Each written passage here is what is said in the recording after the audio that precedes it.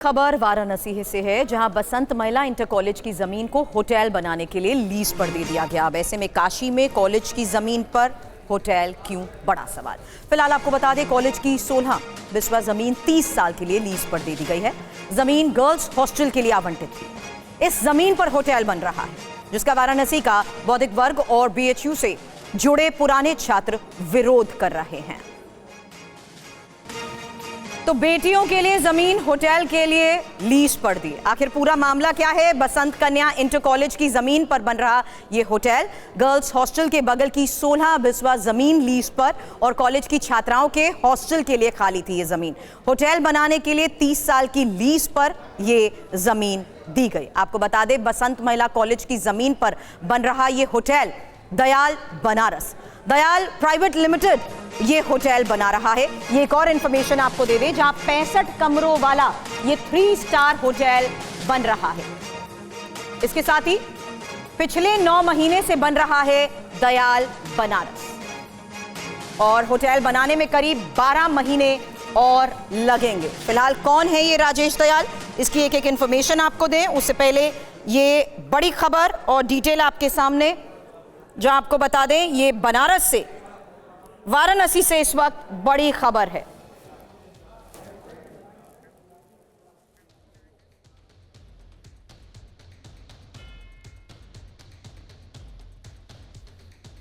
बताते हैं आपको कि जिस कारोबारी को कॉलेज की जमीन लीज पर दी गई, जो होटल बना रहे हैं, वो राजेश दयाल है कौन? यूपी बीजेपी प्रवासी प्रकोष्ठ के ये संयोजक हैं। यूपी में रियल एस्टेट के बड़े कारोबारी हैं, यूपी में दवाइयों के बड़े कारोबारी हैं और दयाल हॉस्पिटैलिटी प्राइवेट लिमिटेड के मालिक हैं। दयाल पैराडाइज जैसे बड़े होटल के ये संचालक हैं। दयाल गेटवे, दयाल बाग जैसे बड़े होटल के मालिक। और आपको बता दें, जमानिया विधायक ओम प्रकाश सिंह का बयान आया है, कॉलेज की जमीन को होटल के लिए देना दुखद है। होटल के लिए जमीन देने वालों पर एफआईआर हो और जमीन बेचकर करोड़ों कमाने का लालच दिया गया। नियम 51 के तहत मैंने मुद्दे को उठाया है। सरकार का जवाब आने वाला है, ओम प्रकाश की तरफ से कहा गया।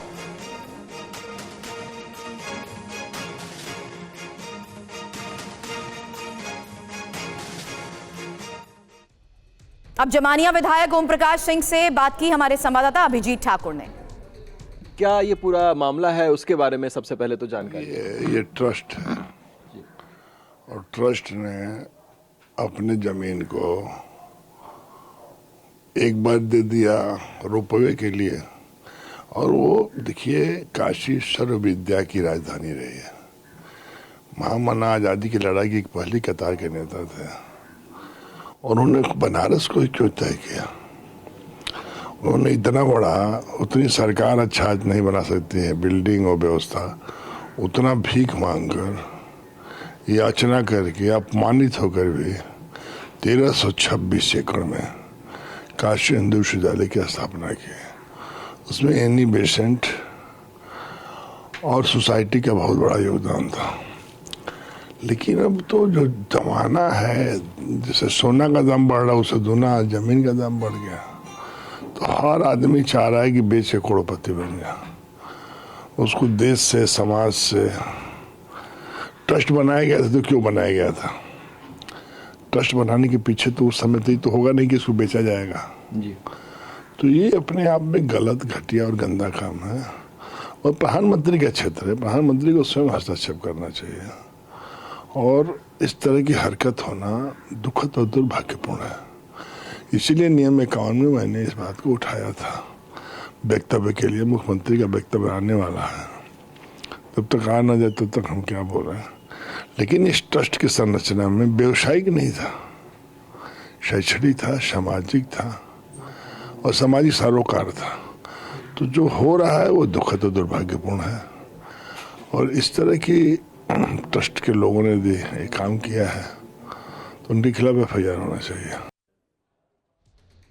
और आपको बसंत महिला कॉलेज के बारे में भी बता दें, बसंत कन्या इंटर कॉलेज को बीएचयू से मान्यता प्राप्त है और बसंत कन्या महाविद्यालय को वीकेएम भी कहा जाता है। 1954 में डॉक्टर रोहित मेहता ने कॉलेज की स्थापना की थी।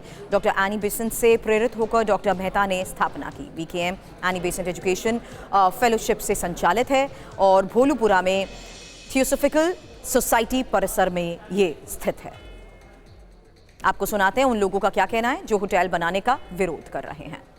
वहाँ पे एक शैक्षणिक और आध्यात्मिक परिसर है और उस परिसर में एक बड़े उद्योगपति उत्तर प्रदेश के, जिसका मैं नाम लेने में भी गुरेज नहीं करूंगा, आरडी दयाल ग्रुप का वहाँ होटल बन रहा है और 60% होटल निर्मित हो चुका। जब हम लोग वहाँ मौके पर गए, हम लोगों ने जानकारी ली तो पता चले होटल बन रहा है। हमको लगा कि आध्यात्मिक धर्म दर्शन परंपरा का ये जो केंद्र है, जो पूरी दुनिया में काशी को और काशी में खास तौर से थियोसॉफिकल सोसाइटी में आध्यात्मिक दर्शन और ज्ञान परंपरा को केंद्रित रख करके इस संस्था का निर्माण हुआ। और वहीं गर्ल्स के हॉस्टल्स हैं, गर्ल्स के स्कूल हैं, गर्ल्स के कॉलेज हैं, वहाँ छात्राएं पढ़ती हैं और उस संस्था पर एक होटल का निर्माण करना। और ये पता चला कि 30 वर्षों की लीज है, कितने वर्षों की लीज है। और हम लोगों ने इस मामले को एक बैठक की और हम लोगों ने इसको आंदोलन के तौर पर इसको आगे बढ़ाने के लिए कटिबद्ध है। बहुत दुर्भाग्यपूर्ण बात है और ये लड़ाई लड़ी जाएगी, ये अचानक इन लोगों के सहयोग से, खास तौर से सम्मी जी ने इसको उठाया और धीरे धीरे ये पूरे बनारस के जनमानस में आ गया है और इसकी लड़ाई लड़ी जाएगी। और 21 तारीख को संभवतः ऑल पार्टी मीटिंग होगी और वहाँ धरना देने का प्रोग्राम सिलसिला शुरू होगा। दोषी अगर कोई है तो वो ट्रस्ट दोषी है जो एनी बेसेंट के नाम पर बना ट्रस्ट का संचालन करती है। ऐसे लोगों पर सरकार की कड़ी निगरानी होनी चाहिए, क्योंकि इनको क्या जरूरत पड़ी उसको बेचने की, क्या वो लीज पर दिए हैं 30 साल के लिए, ऐसी सूचना मिल रही है। क्या जरूरत पड़ी। हम कहते हैं कि उस संस्था का विस्तार हो सकता था और कोई अन्य सामाजिक कार्य हो सकता था।